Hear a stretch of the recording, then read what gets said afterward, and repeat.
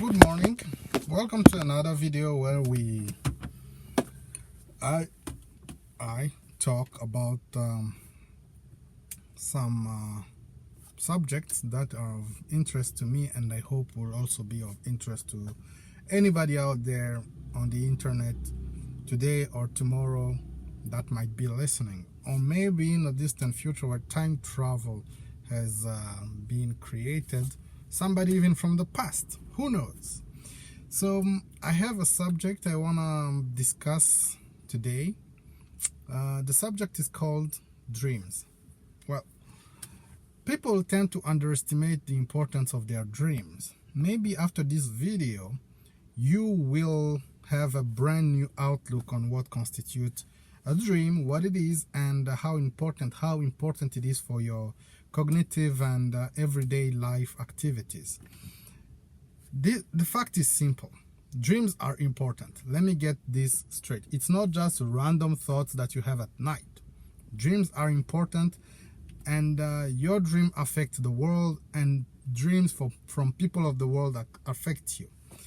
And this goes as far back as humanity has existed. You would not believe the amount of events that have been unleashed on this world that are solely based on dreams. Going back through ancient texts in the Bible, you go back to Babylon. Nebuchadnezzar has a dream, and it affects his policies.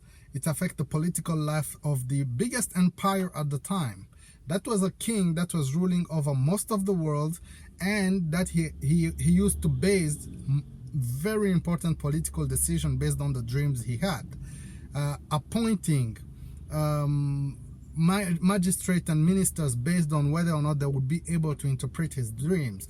Of course, for those who know the Bible, you know I'm talking about Daniel and the dream that he explained to Nebuchadnezzar and the effect it had on him, how he got out of power, then being restored. All that was based on dreams that he had. You have a king for whom decision affects most of the world, that based his political decisions based on a dream he had at night.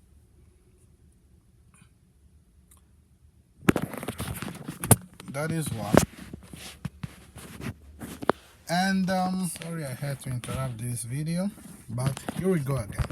So I was saying, you got the king of one of the biggest empire in the world, that is Babylon at the time, basing his political decisions on a dream he had during the night.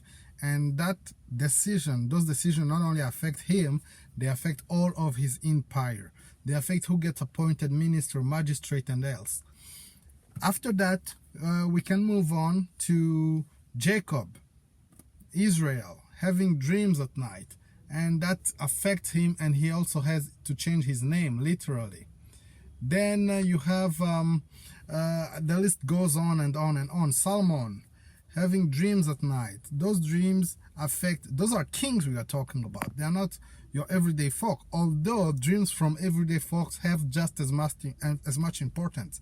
And when we keep looking at the impact dreams have had on civilization and the world in general, we will end up believing we'll end up coming to the conclusion that not only are they important, but they affect us all. They have affected us from as far as history goes, okay? So, but those are not the most important dreams for us Christians. We have had dreams of people that have really literally shaped the entirety of the future, okay? We were to Solomon, and then when we move a little bit closer to Egypt, you got the king of Egypt having dreams at night, calling meetings, trying to interpret his dreams, and magicians and astrologers that couldn't do it, and only Joseph was able to interpret the dream. And based on that dream, the economic policies of Egypt gets changed, and Egypt start preparing for a famine that was supposed to come, and that is the turning point which makes Egypt a superpower of the time, a world power. Because when the famine that the Pharaoh had dreamed about comes to be, now only Egypt has grains, and the people have sold all the lands to Pharaoh, and now Pharaoh becomes the most powerful man in Egypt, and Egypt becomes a superpower at the time. That was all based on a dream. You see how a dream can make or break a country.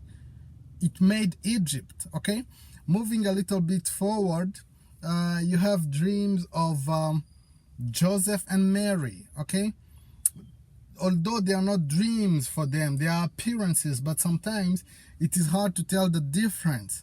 When Mary is asleep during the night, it seems like when the state of sleeping and state of calm that comes with the night is the most favorable state for the spiritual realities and spiritual truths to interact with the physical world. That's why night is so important.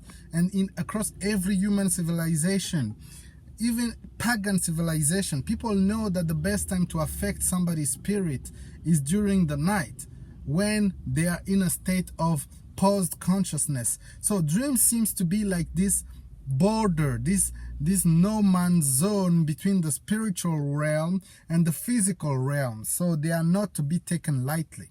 So Mary has an appearance. Joseph, therefore, is in trouble. His girlfriend is pregnant. They are not married. In the Jewish context, I don't know how terrible you can imagine that to be. At the time, having an unmarried woman falling pregnant was a catastrophe, a social catastrophe, especially for the person who's supposed to marry the woman. There is pressure on him. He's supposed to give her up. People are calling Mary names, very bad names. They are calling her I don't know. I don't even want to imagine what they've been through during that pregnancy. But then Joseph has a dream, has an appearance during the night, telling her, don't give her up. And he doesn't give her up. He was under tremendous pressure, trust me. And then he goes on to raise Jesus as his son, the Son of God, and move on from that. That is like the most important dreams that Mary and Joseph had during the night, and that is the birth of Christianity. Every church you see, every Christian you hear about, it is all based off on a dream. Dreams that people had during the night while their consciousness was on semi-pause. Okay, so that is a testimony for the existence of the spiritual world. Why is it that when our consciousness is almost dead, that is when we tend to interact, to be a little bit in touch with the world of the spirit? There's something there that is worth investigating, all right? Okay, moving on. Now, you get to the Roman Empire. That is also the most powerful empire, unmatched, ruling over the biggest part of the world. And you have Emperor Constantine, okay, that has a dream. He sees a cross, and the cross tells him that with this sign you will be victorious. And based off on that dream, Christianity, that was a sect that had been persecuted for centuries, now becomes the official church of the Roman Empire. I don't think you understand how important that dream, that Constantine, that vision, that appearance he had has on the world. Based on a dream, Christianity will go on to spread across the entire world. So dreams are not to be taken lightly. I do not take my dreams lightly. I reflect on them and try to understand what they mean. And you should too. The dream is the spiritual, is the border, is the link between the physical reality and the spiritual world. And trust me, you know what I believe on the matter. I believe spiritual world is actually more real than physical world. And there is much evidence for that. Everything emanates from the spiritual world. So dreams are the only path through which clear information gets transmitted between those two realms. Do not take your dreams lightly. So here's my advice for you. When you have a dream, have a diary, a dream book where you note all your dreams. Why would you do that? Because if you do not understand the meaning of a dream today, trust me, within 5 years, within 8 years, within 10, or even when you are much older, or even when you have passed, The meaning, the importance of said dream will become clear, if not to you, to anyone else that will read about it. Keep a dream book, record your dream, and in the future you will understand what they meant, and hopefully it will have an impact in the lives of people who will know that these dreams have come to fruition. All right, so dreams are not just random thoughts. It's not just like the materialist would have you believe that it's just your brain reorganizing itself. It's not.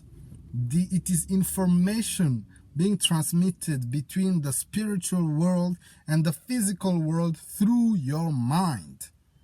So don't take them lightly.